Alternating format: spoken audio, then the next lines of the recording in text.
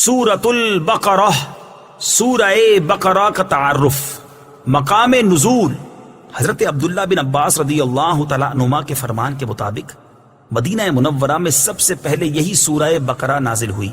اس سے مراد ہے کہ جس سورت کی آیات سب سے پہلے نازل ہوئیں، آیات، کلمات اور حروف کی تعداد۔ اس سورت میں 40 رکوع، 286 آیتیں، 6121 کلمات اور 25500 حروف ہیں۔ بقرہ نام رکھے جانے کی وجہ، عربی میں گائے کو بقرۃن کہتے ہیں، اور اس سورت کے 8ویں اور 9ویں رکوع کی آیت نمبر 67 تا 73، 67 تا 73 میں بنی اسرائیل کی ایک گائے کا واقعہ بیان کیا گیا ہے۔ اس کی مناسبت سے اسے سورہ بقرہ کہتے ہیں۔ سورہ بقرہ کے فضائل،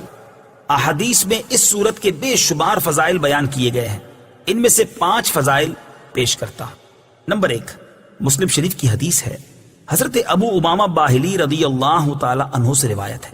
نبی کریم صلی اللہ تعالی علیہ وسلم نے ارشاد فرمایا، قرآن پاک کی تلاوت کیا کرو،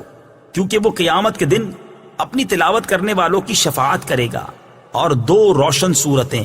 یعنی سورہ بقرہ اور سورہ آل عمران پڑھا کرو، کیونکہ یہ دونوں قیامت کے دن اس طرح آئیں گی جس طرح 2 بادل ہوں، یا 2 سائبان ہوں، یا 2 اڑتے ہوئے پرندوں کی قطاریں ہوں، اور یہ دونوں صورتیں اپنے پڑھنے والوں کی شفاعت کریں گی۔ سورہ بقرہ پڑھا کرو، کیونکہ اس کو پڑھتے رہنے میں برکت ہے، اور نہ پڑھنے میں ثواب سے محروم رہ جانے پر حسرت ہے، اور جادوگر اس کا مقابلہ کرنے کی طاقت نہیں رکھتے۔ نمبر 2، مسلم شریف ہی کی حدیث ہے، حضرت ابو ہریرہ رضی اللہ تعالی عنہ سے روایت ہے، حضور پر نور صلی اللہ تعالی علیہ وسلم نے ارشاد فرمایا، اپنے گھروں کو قبرستان نہ بناؤ، یعنی اپنے گھروں میں عبادت کیا کرو، اور شیطان اس گھر سے بھاگتا ہے جس میں سورہ بقرہ کی تلاوت کی جاتی ہے۔ بخاری شریف کی حدیث ہے، حضرت ابو مسعود رضی اللہ تعالی عنہ سے روایت ہے، سرکار دو عالم صلی اللہ تعالی علیہ وسلم نے ارشاد فرمایا، جو شخص رات کو سورہ بقرہ کی آخری 2 آیتیں پڑھ لے گا تو وہ اسے ناگہانی مصائب سے کافی ہوں گی۔ نمبر 4، ترمذی شریف کی حدیث ہے، حضرت ابو ہریرہ رضی اللہ تعالی عنہ سے روایت ہے، حضور اقدس صلی اللہ تعالی علیہ وسلم نے ارشاد فرمایا، ہر چیز کی ایک بلندی ہے،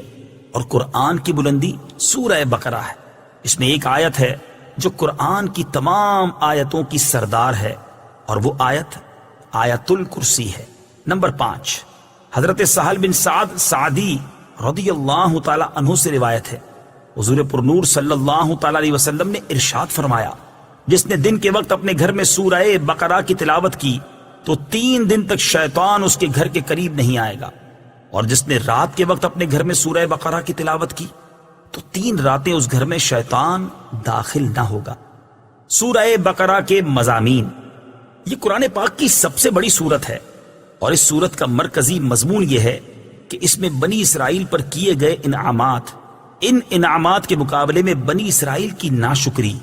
بنی اسرائیل کے جرائم جیسے بچھڑے کی پوجا کرنا،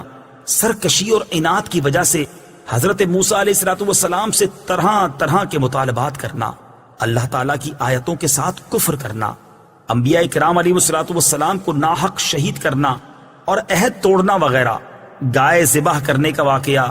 اور نبی کریم علیہ السلام کے زمانے میں موجود یہودیوں کے باطل عقائد و نظریات اور ان کی خباثتوں کو بیان کیا گیا ہے، اور مسلمانوں کو یہودیوں کی دھوکہ دہی سے آگاہ کیا گیا ہے۔ اس کے علاوہ سورہ بقرہ میں یہ مضامین بیان کیے گئے ہیں۔ نمبر 1، قرآن پاک کی صداقت، حقانیت اور اس کتاب کے ہر طرح کے شک و شبے سے پاک ہونے کو بیان کیا گیا ہے۔ نمبر 2، قرآن پاک سے حقیقی ہدایت حاصل کرنے والوں اور ان کے اوصاف کا بیان، ازلی کافروں کے ایمان سے محروم رہنے اور منافقوں کی بری خصلتوں کا ذکر کیا گیا ہے۔ نمبر 3، قرآن پاک میں شک کرنے والے کفار سے قرآن مجید کی سورت جیسی کوئی ایک سورت بنا کر لانے کا مطالبہ کیا گیا،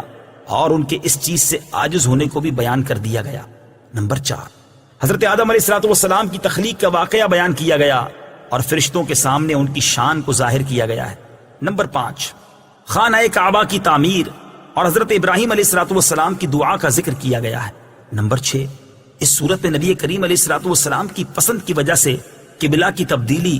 اور اس تبدیلی پر ہونے والے اعتراضات و جوابات کا بیان ہے۔ نمبر 7، عبادات اور معاملات جیسے نماز قائم کرنے، زکوٰۃ ادا کرنے،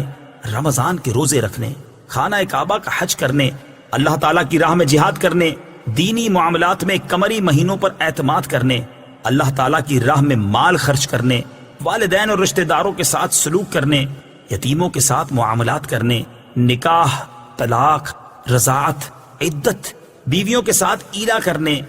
جادو، قتل، لوگوں کے مال ناحق کھانے، شراب، سود، جوا اور حیض کی حالت میں بیویوں کے ساتھ صحبت کرنے وغیرہ کے بارے میں مسلمانوں کو ایک شرعی دستور فراہم کیا گیا ہے۔ نمبر 8، تابوت سکینہ طالوت اور جالوت میں ہونے والی جنگ کا بیان ہے۔ نمبر 9،